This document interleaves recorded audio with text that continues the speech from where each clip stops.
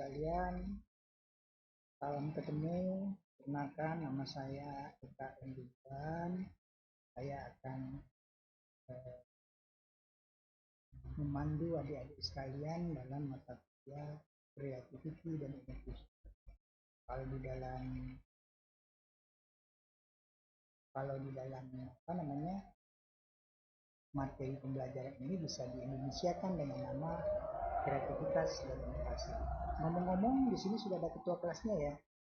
Nah, nanti tolong bisa dipilih siapa yang menjadi ketua kelas, dan nanti bisa sama-sama. Baik, adik-adik sekalian, untuk mata kuliah kreativitas dan inovasi ini memiliki bobot 3 SKS untuk jurusan bisnis digital. Adapun mata kuliah ini itu sebenarnya adalah mata kuliah yang menyenangkan. Kenapa Bapak katakan demikian? Karena mata kuliah ini ada hubungannya dengan keseharian kita, ada hubungannya dengan contoh-contoh yang ada di sekeliling kita, dan tanpa kita sadari itu ada di adik-adik sekalian. Baik, nah untuk video kali ini adalah video untuk pertemuan pertama.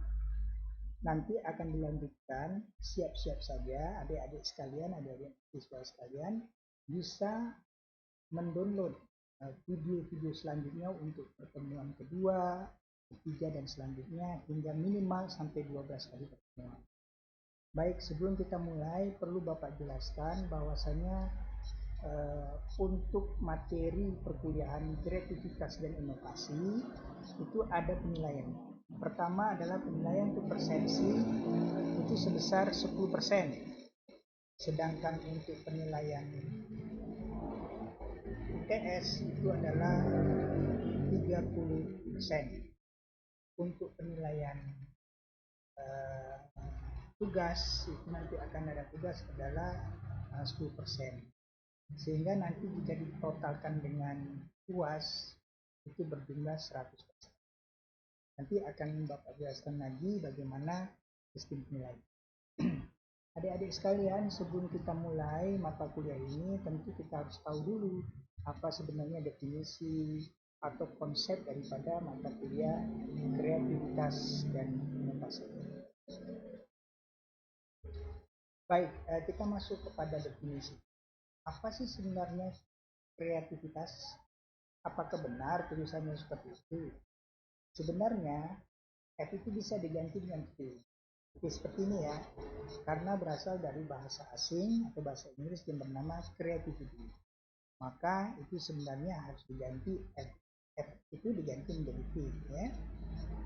Nah, kreativitas itu dari asal kata sifat yaitu kreatif. Sama seperti kalau adik-adik mendengar kata-kata kecantikan. Kecantikan berasal dari kata cantik, kata sifat ya kan. Begitu pula ini kreativitas maka berasal dari kata kreatif. Kalau saya sebutkan kata dasar daripada penyakit, maka kata dasarnya berasal dari kata sakit. Begitu pula kesehatan, itu kata benda, maka kata dasarnya berasal dari kata sehat. Demikian juga yang ada dilihat di dalam slide ini, kreativitas itu berasal dari kata kreatif. Mana kata bendanya yaitu kreativitas, sedangkan kata sifatnya adalah kreatif. Nah, sekarang kita lihat dulu, apa sih sebenarnya kreativitas itu? Kreativitas sebenarnya adalah proses pemikiran yang dilakukan oleh setiap orang atau manusia. Berarti tidak bisa dilakukan oleh tanaman ya, juga tidak bisa dilakukan oleh hewan ya. Nah, jadi manusia, karena manusia memiliki akal pikiran, maka terciptalah ide-ide baru. Kalau bahasa Inggrisnya berarti new ideas atau gagasan-gagasan baru. Juga termasuk adanya metode baru atau disebut new method. Sehingga nantinya diharapkan mampu menghasilkan sesuatu, baik itu dalam bentuk ilmu pengetahuan, dalam bentuk teknologi baru, maupun dalam bentuk abstrak baru, sesuatu yang merupakan ide baru. Sehingga nanti diharapkan pula pada akhirnya dapat memecahkan permasalahan, bahkan mampu menemukan sesuatu yang baru, sehingga dapat memudahkan berbagai kegiatan aktivitas manusia di muka bumi. Contoh, saya ingin lihat bagaimana adik-adik bisa berpikir. Mungkin adik-adik mahasiswa belum pernah mengalami zaman di era zaman batu, benar bukan? Nah, seperti kita ketahui, era zaman batu itu adalah orang di mana-mana kalau kita berjalan menuju dari satu tempat ke tempat lain tentu memakai jalan kaki gitu ya. Atau setidaknya kita berkelompok, kalau tidak membosankan adalah mengajak teman untuk berjalan. Namun seiring dengan waktu maksud saya ya, seiring dengan waktu, nah tentunya manusia akan terus berpikir bagaimana caranya agar aktivitas manusia yang tadinya berjalan kaki bisa dilakukan dengan cara yang lebih efisien, bisa dilakukan dengan cara yang lebih mudah, yang lebih tepat waktu. Maka terbentuklah yang namanya sepeda. Nah, sepeda itu bukanlah sesuatu yang mudah adik-adik sekalian. Bagaimana orang memikirkan adanya roda yang bentuknya bulat sehingga bisa digilingkan. Bisa dilakukan dengan cara berputar. Sehingga di atasnya bisa ditopang atau diduduki oleh manusia. Selain daripada sepeda tentunya ada salah satu alat kendaraan lain yang bisa dilakukan manusia zaman itu, yaitu dengan cara menaiki kuda atau menaiki keledai. Namun itu beda, itu bukan hasil kreativitas, itu adalah hewan yang memang sudah ada. Tapi bagaimana kreativitas di sini? Contohnya adalah sepeda tadi. Manusia mampu berpikir sehingga muncullah sepeda tadi. Baik, selanjutnya adik-adik, bahwasanya selain daripada sepeda seiring dengan waktu pula, manusia terus berpacu bagaimana menciptakan sesuatu yang baru, metode yang baru, ide yang baru, gagasan yang baru, sehingga bisa muncullah sepeda motor. Sepeda motor tentu ada yang tahu dengan hanya menekan gas, menekan kopling, tentu di sini kita bisa melaju dengan secepat itu. Teknologi tidak terhenti di situ.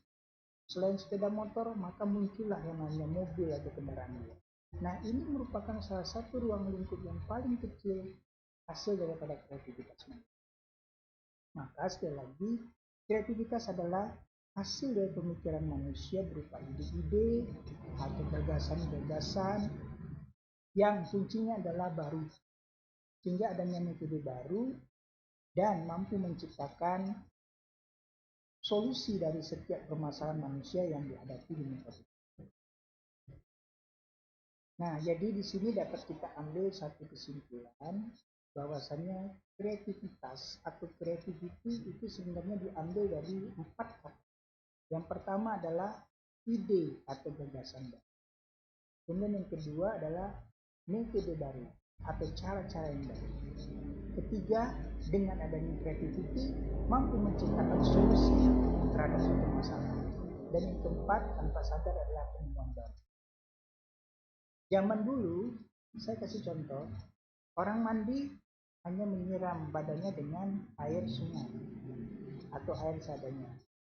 Atau muncul ide baru, bagaimana kita mandi dengan cara menggosokkan dengan debu atau butiran-butiran dari batu yang sudah dipecahkan. Butiran batu itulah digosokkan ke sekitar tubuh kita untuk menghilangkan daki atau bakteri yang ada di tubuh. Nah, itu kan tidak zaman yang lain. Maka muncullah satu produk baru yang disebut dengan soap atau yang disebut dengan sabun. Sedangkan adik-adik ketahui sabun berasal dari minyak, campuran deterjen sehingga dia menimbulkan busa. Nah, ini tanpa sadar ini merupakan suatu ide atau gagasan baru manusia hingga muncullah produk tadi namanya sabun. Jadi demikian ya adik-adik sekaliannya. Saya kira demikian dulu video pendek ini karena memang ciri khas saya menciptakan atau menampilkan video ini tidak lama-lama sehingga adik-adik tidak bosan. Yang penting logikanya jalan, kemudian bisa ditangkap, cepat daya nalarnya, dan satu hal lagi, tidak membosankan. Demikian dulu video dari saya, video dari Pak Eka. Nanti saya akan share kembali video kuliah kedua yang durasinya juga pendek seperti